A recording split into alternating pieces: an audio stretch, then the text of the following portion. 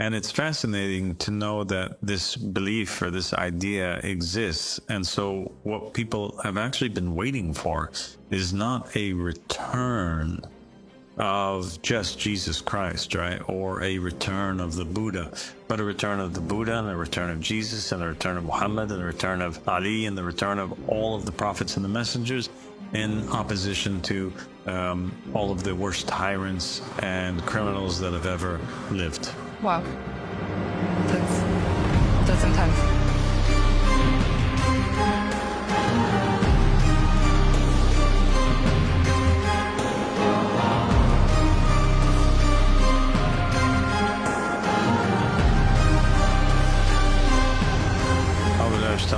بسم الله الرحمن الرحيم اللهم صل على محمد وآل محمد الإمام المهديين وسلم تسليما. Assalamu alaikum wa rahmatullahi wa barakatuh. How are you, Tiffany?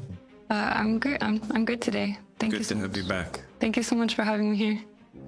So today we wanted to talk about a very important concept, which is familiar to probably not so many people, and that is the idea of the return, or the concept of the return, or the raja, in Judaism, Christianity, and Islam. Okay. So in Judaism, we find that this concept shows up, and it's pointed out in particular in the New Testament. That's where we get a kind of an insight into the thinking mind of the Jewish believer during the time of Jesus, peace be upon him.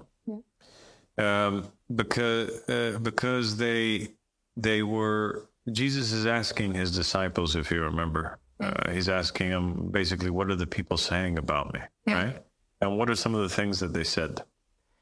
Some say Elijah or one of the other prophets, and some others say John the Baptist. Yeah. That's a particularly strange one. So that is a strange one, and that we're going to talk about in specific in an episode about the transmigration of the soul. But let's talk about this expectation, or this talk that the Jews were having, that Jesus was possibly Elijah. Yeah. The idea that they thought that Jesus could have been Elijah means that they were already in a state where they were waiting for a return of Elijah. Yeah. Who was Elijah for the viewer? Elijah was one of the Israelite prophets, and he was actually taken. It says that he was taken in a chariot of fire. So his body, it was understood that his body actually left the earth. So the Jews were actually waiting for Elijah to return, and the return of Elijah was supposed to be one of the signs of the coming of the Messiah. But if they thought that Jesus could have been Elijah, that's kind of curious, because they had known Jesus presumably since childhood, because he grew up in the area. They knew his parents, It wasn't that they thought this was the body of Elijah, which had descended from the heavens. So it's a particularly strange conversation. And actually, I never heard an explanation explaining this conversation. Yeah, so basically what you're pointing out, I think, Tiffany, to the viewer, is the idea that, Elijah, he was taken up in a whirlwind. The Jews expected Elijah, during the life of Elijah, that he would show up again or come back. He never did.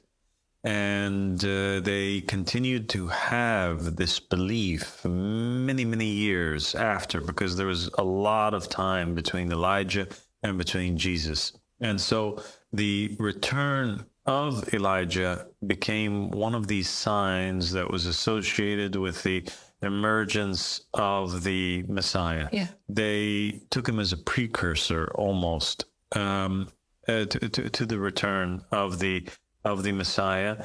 And it means that you were also pointing out the idea that because they think that Jesus could have been Elijah, and yet Jesus was born, they were open to the idea of reincarnation. They thought that Elijah's return, or the Jews understood that Elijah's return in the end times would have been one of a rebirth instead of one of being coming down from the heavens in a whirlwind as he went up. I mean, it seems to be the case from the conversation. That's really the only explanation that they seem to be believers in the concept of rebirth of the soul, that Elijah could come back in a different body. Or they also mentioned not even just Elijah, but one of the other prophets, that he would have been the return of one of the other prophets. Jeremiah. Yeah. So that's really interesting now. So now they were expecting, they said that they thought that perhaps Jesus was John the Baptist. They thought that perhaps Jesus was Elijah. And they also thought that perhaps Jesus was Jeremiah. Mm-hmm. So now you have in Judaism this expectation of the return of many prophets in the time of the Messiah. Yeah. Wow. That's extremely interesting and very not emphasized. No, it's not emphasized. And then Jesus says something interesting, right, about who Elijah is. Yeah. What does he say? You mean later on? Yes. He said that he was speaking about John the Baptist, and he was saying that John, none of the prophets were, John was basically the culmination, the greatest of the prophets who had come. And he said to his disciples, if you will accept it, he is the Elijah who was to come. So he said that John the Baptist was the Elijah who was to come. You know, we spoke about how Elijah, the appearance of Elijah, was supposed to be a precursor to the Messiah. And he said that already happened. And this was after John the Baptist was gone. And he said that this was the Elijah who was to come. Now, you as a Christian, as a former Christian, how did they take it? How did they understand it? So that's the issue. They don't have a satisfying explanation for it. They say things like, he came in the spirit of Elijah. He came forth in the same spirit that Elijah had. Like doing the same things, like in the same sunnah. Yeah, that he was like Elijah, and that he fulfilled that sign, because they believe that Jesus was the Messiah. So they have to believe that the sign of Elijah coming was fulfilled. And of course, they take the words of Jesus seriously. But they reject the concept of reincarnation. So the only way that they're able to make sense of it is just saying he's like Elijah. Mm-hmm. But Jesus didn't say that. He said he was Elijah. Yeah, that's fascinating. So now we have the Jews. They're waiting for the return of Elijah, and not just Elijah, but also John the Baptist and also Jeremiah. And that means any prophet or messenger could have been waiting for his return. The mere idea that they think that Jesus could have been John means that they believe that return could happen in terms of rebirth. The other explanations are not so much convincing. And we find that being born out of this idea of the return that the Jews had concerning their prophets and messengers, we find that after the crucifixion of Christ, in the apparent, the companions, the Jews that followed Jesus, the disciples, began to have this expectation of a second coming of Jesus in the same way that Elijah had, or they were expecting that he would have a second coming. Yeah. So they believed that Jesus would come back again in order to fulfill the things that he basically did not fulfill in his lifetime. Yeah. That's interesting. And so do Christians believe that the second coming of Christ is going to be one of reincarnation or one of descending on the clouds? Descending on the clouds. Okay. All right. So now we have Jews and we have Christians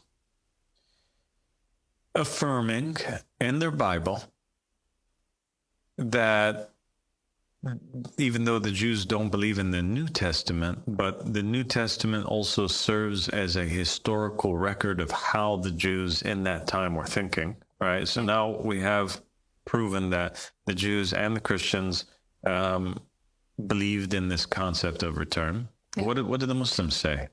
Let's take a look. So when we come to Sunni Islam, we find that they too adopt and have this idea that Jesus, peace be upon him, will have a second coming and that he does return in the end times. And he prays behind Imam al-Mahdi, and he breaks the cross and kills the pig, and it's, helps Imam Mahdi, and they believe also that Jesus might serve as a successor to Imam Mahdi alayhi salam.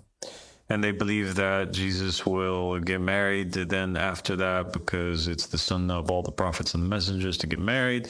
And long story short, they believe that his life will continue afterwards in his second coming, that he has a return in order to do all the things that he didn't do before, including, spreading justice and equity and equality. And also to do the sunnahs that the Prophet Muhammad sallallahu alaihi wasallam came with. Okay. Then you have Shia Islam, and Shia Islam is really where this concept of the return is clarified the most out of all of the religions, whether it's Judaism, Christianity, or Islam. It's in Shia Islam that we have the most narrations and explanations for this concept. So you have one of the Imams, alayhi salam, he says, he who does not affirm or believe or confess to faith in our return is not one of us. Okay.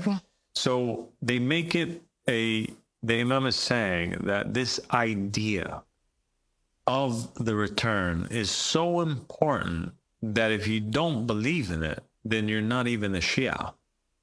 That it would be almost like not believing in heaven, or not believing in hell, or not believing in the concept of imamate altogether. It's that important.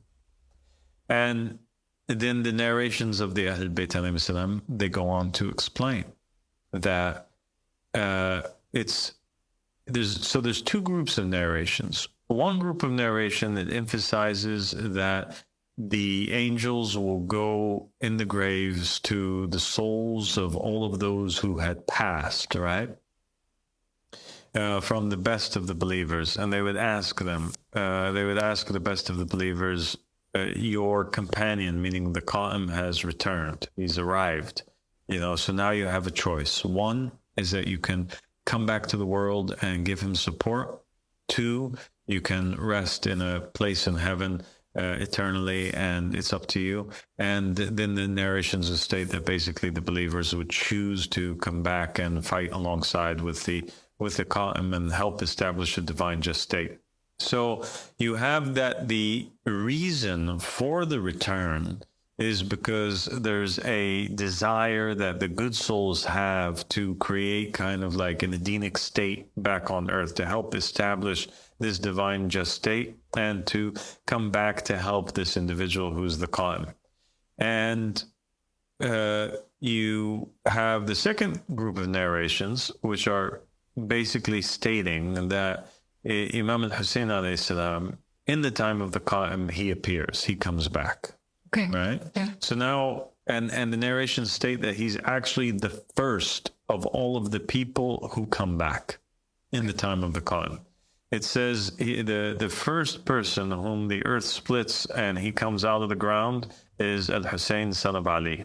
And the narrations state that the believers continue to be in a state of doubt concerning this person, meaning Imam al-Hussein alayhi salam, until death comes to the Mahdi, right? Okay.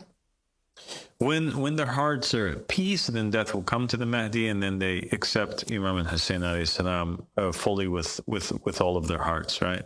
So now we have this idea of the Imams from the Ahlul Bayt alayhi salam returning, first of them being Imam al-Hussein alayhi salam, and then coming after that explicitly in the narrations of the Ahlul Bayt alayhi salam is Imam Ali alayhi salam and Rasulullah Muhammad sallallahu alayhi. And then there's narrations of prophets and messengers like Ezekiel, not Ezekiel from the Torah who sees the wheels, a different Ezekiel. Okay. He was a prophet who was taken by his people, and he was skinned alive. And the narration states that in the moment before his soul left his body, God sent one of the angels of punishment down to speak to Ezekiel and to give him a choice between two things, and one of them was basically that he brings down a great punishment upon these people that were, murdering him. And Ezekiel refuses, and he says that he has a different wish instead. And his wish is that when God sends back Imam al-Hussein alayhi salam in the end times, that he wants to be sent back with him in order to support him. So it seems like all of the martyrs from the prophets and the messengers, and the best of them, they all want to return in the end time with the master of martyrs, Imam al-Hussein, to give victory to the Qa'im and to the Mahdi and help pave the way and establish a divine just state. Then you have some narrations from the Ahl Bayt that are basically saying that the people that return are not just to the best of the best, but they're also the worst of the worst. Okay. So now it seems to be this time period where from the beginning of humanity till now, nobody has been able to establish a divine just state. All of these thousands upon thousands of years from Adam till now, it's been a state of darkness. It's been the state of Cain. It's been the state of Iblis, lanatullah alayh. And, this is kind of like the culmination. The prophets and the messengers were sent, and the imams individually at different time periods, and they weren't able to overcome that darkness. And so the time of the Qa'im becomes this ultimate battlefield where all of the prophets and the messengers, they must return. They want to return in that time period in order to ensure that the divine just state happens. Wow. And in opposition to them, the world has gotten so dark that the narrations from the Ahl Bayt alayhim salam state that the worst of the worst will also be there. So it's like God packs and sends forward his best weapons and his best soldiers. He brings them at one time, and Iblis also brings forward his best soldiers. Wow. So you see the return of Imam al-Hussein, and you see the return of Yazid, son of Muawiyah. You see the return of Moses in the time of the Qa'im, and you also have the return of Pharaoh. You have the return of Abraham, but you also have the return of Nimrod. I see. It just reminds me of this whole Antichrist concept where you've got like the good and you've got the opposing force, but this is one epic battle in the end. Yeah, it is. And it's fascinating to know that this belief or this idea exists. And so what people have actually been waiting for is not a return of just Jesus Christ, right? Or a return of the Buddha, but a return of the Buddha and a return of Jesus and a return of Muhammad and a return of Ali and the return of all of the prophets and the messengers in opposition to all of the worst tyrants and criminals that have ever lived. Wow. That's intense. So the narrations talk about certain people that will be excluded from this return. And they said that the Quran states that we have made it so that no people that have ever been punished with a punishment would return, right? Okay. We've made it forbidden that they shall return. So, and we have made it forbidden upon a town that we have destroyed that they should return. And this means basically that towns that were so bad or people that were so bad would not ever have a chance to be reincarnated in the earth again. Okay. So somebody from the people of Sodom and Gomorrah, they would not come back. Wow. So it's done for them. It's done for them. All the people that died in the flood of Noah, it's done for them. Wow. They also don't come back. Okay. Do you understand? Okay, so their souls go to judgment at that point. Their souls go immediately to judgment, and there's no second chance for them on earth. Wow. Yeah? Wow. Yeah. So it means basically that when they woke up from the flood, They die and they find themselves in hell. It's over. Okay, so now what's left in terms of the raja of the people? Oh, do you mean from Christian scripts? From Muslim scripts. From Muslim scripts. Well, we have hadiths that state that the companions of the Qa'im are all people that have lived past lives in the past. There's narrations that state that the Prophet Muhammad sallallahu alaihi wasallam had said, or the Ahlul Bayt alayhim salam had said that, for example, Sumayya, who was the first female martyr in Islam, that she would be one of the 50. And also the hairdresser of the daughter of Pharaoh, who was a martyr in the time of Pharaoh, she would also be one of the 50 women, one of the 50 companions of the Qa'im.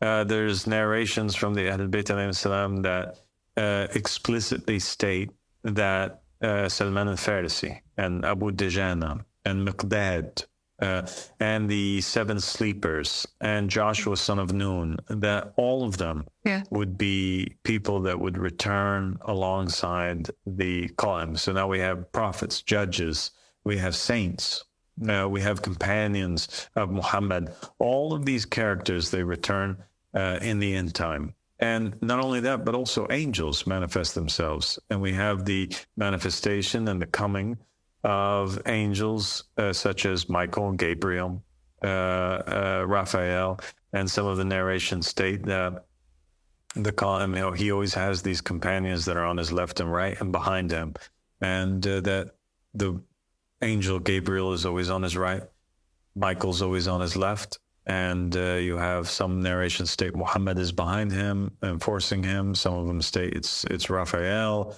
But you have this idea of them being there. Wow. And we do have this more, this imagery more available and pointed out in the New Testament and the Gospel, because we have scenes, right, where Jesus was with his companions and he takes them somewhere and he shows them something. In one of the miracles of Jesus that's not as pointed out as some of the other ones. What do you have? You have Jesus takes his companions, and there's this scene where there's a transfiguration of Christ that takes place, where he kind of raises his hands out and he reveals to his companions his true nature. So they get to see him in the light form.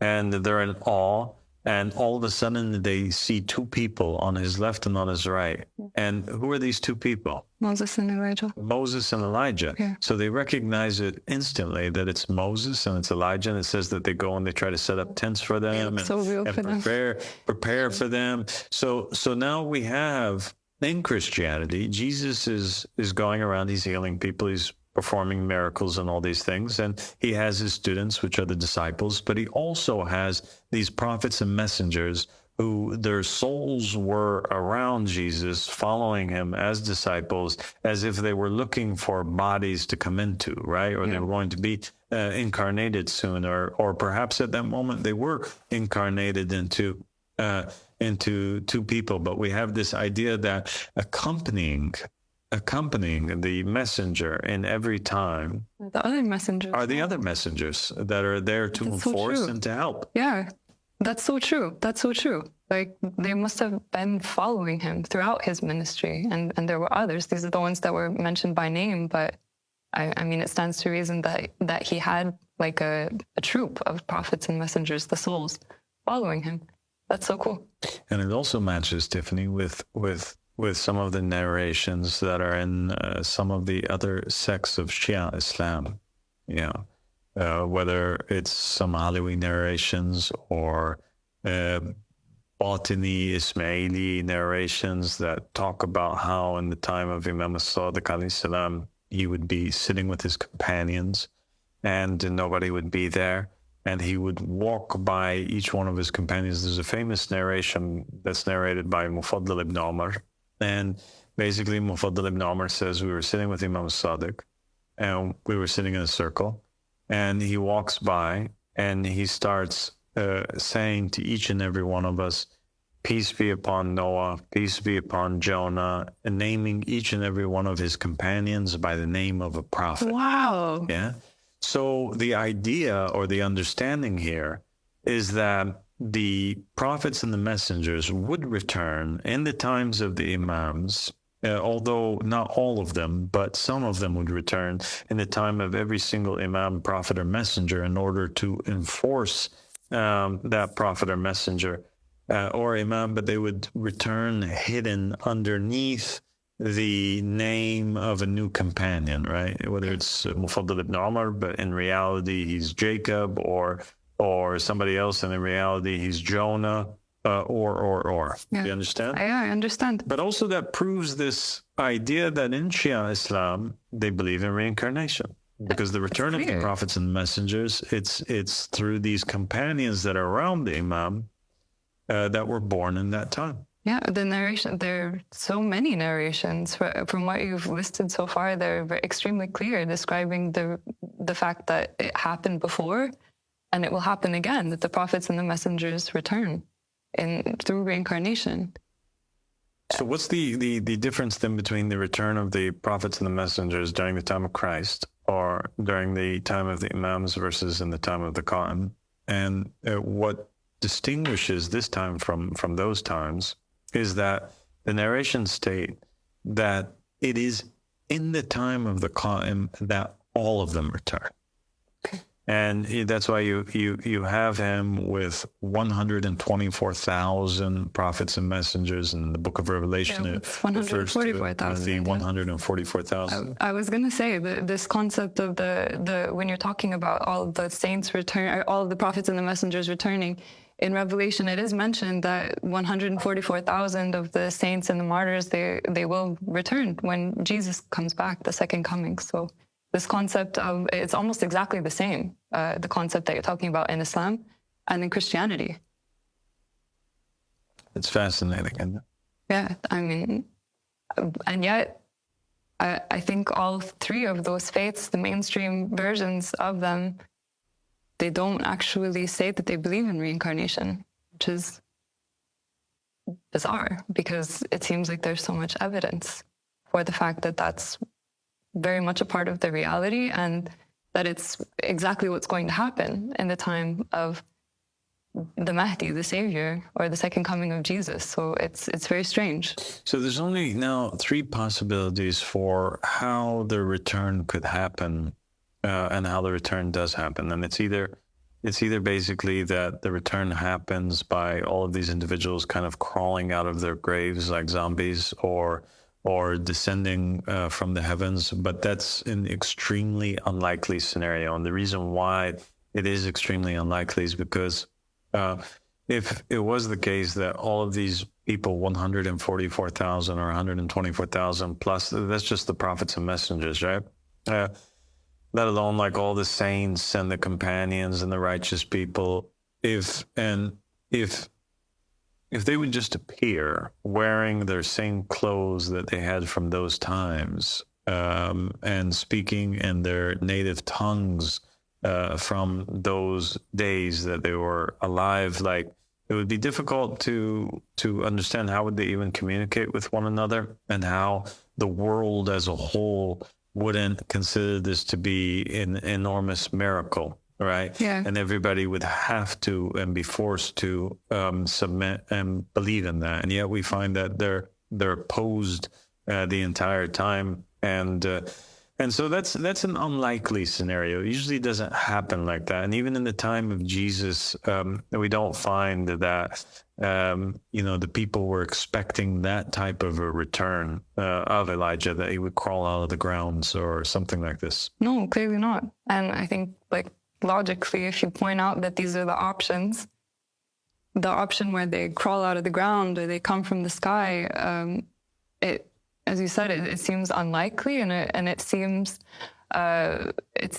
bizarre. I mean, what happens with the cases of people who were skinned alive or beheaded, or many of these people, their bodies are actually destroyed. So it really defies logic, basically, that they're going to come back in the same bodies. But as you said, if we look at the history, that's not even what people were expecting anyway. They were expecting a return, but with the return of the soul. Yeah, so then another option would be obviously reincarnation. And I think that in the West, we have this idea that reincarnation is basically the placement of a soul or the return of a soul through birth in a body. And so the soul enters into the body during the pregnancy or at birth and exits at death. And so that's a possibility, obviously, that the companions, these prophets and messengers, the righteous people, they're born into this world once again. And at some point in time during their journey, they don't know each other. They don't know themselves. They don't know each other when they come into this world. And at some point, like they were around Imam Sadiq alayhi salam, when he walked by and he would wipe on their heads or say, peace be upon Jonah, peace be upon Abraham, peace be upon so-and-so, and make them know themselves or remember themselves. It seems like that's also possible because there are narrations that the Qa'im will wipe on the heads of the people. He would complete their minds. And this completion of the minds obviously would also include them remembering past lives or who they were. Okay. A third possibility is that it also might be the case that there's this concept of the transmigration of the soul. And like I said earlier, we will go into this idea of the transmigration of the soul more in depth, but it could be a thing too, where these souls are accompanying the prophet or the messenger in the same way that they were accompanying Jesus, Moses, and Elijah. They're appearing on the mount. The companions see them for a short time, and then they don't see them anymore. And that these souls descend upon true, righteous, sincere, dedicated believers that are around the Hajjah in that time, at some point in time in their journey. So that would mean that somebody would be born. They would be around the Imam. They would reach a certain degree of faith. Perhaps they would perform certain acts that are worthy of this soul coming down upon them. And then the soul of the prophet or messenger at some point in time in their journey would enter upon that individual. And we do have narrations that support that idea, which we're going to talk about more in the episode on transmigration of the soul. But that, in short, Tiffany, is the idea of the Raja, or reincarnation, or the return of the prophets and the messengers and the righteous people in the time of the Savior. Such a fascinating topic. Thank you so much for talking to me about it. And it really gives me so much to think about. And it's amazing because it also means that when we find the Qa'im, or we find Imam al-Mahdi alayhi salam, we're not just finding him. And to be in his presence is not just to be around him, but it's also to be around all of his companions. And his companions, those are the prophets and messengers. So for sure, he'll have with him David, and he'll have with him Elijah, and he'll have with him Jesus, and he'll have with him Buddha, and he'll have with him every one of the righteous prophets and messengers and vicegerents that have ever lived. And that's what makes this time extremely special. And Imam Ahmad Hassan Salam, he said that there's no time like this time, nor will this time ever be repeated in the future. This is the only time in human history where the best of the best will be there and the worst of the worst. And the prophets and messengers will continue to reincarnate in the future, but they won't all incarnate at the same time ever again. Wow. So this is kind of like the great, the great wedding. This is the great table where everybody gets to join and sit, and it's the judgment day where all of the righteous people and the unrighteous come back and they extract vengeance against one another. And it's also a kind of like a battlefield and a place in the time of the Qa'im, the narration state, where people can exact revenge on those who killed them. So, for example, maybe Jesus in this time takes vengeance from Pontius Pilate and from Judas Iscariot, and Ezekiel will take revenge from his killers, and Zechariah will take revenge from his killers, and John takes revenge from Herod, and everybody who's ever been killed. It's this time where the scales are balanced. Well, what an amazing time to be alive. We're alive in this time that will never repeat. And I'm sure you're also one of the most amazing returned people. So God bless you, Tiffany, and thank you for the honor of being with us here. And inshallah, until the next episode. Thank you so much for having me, and I can't wait to continue.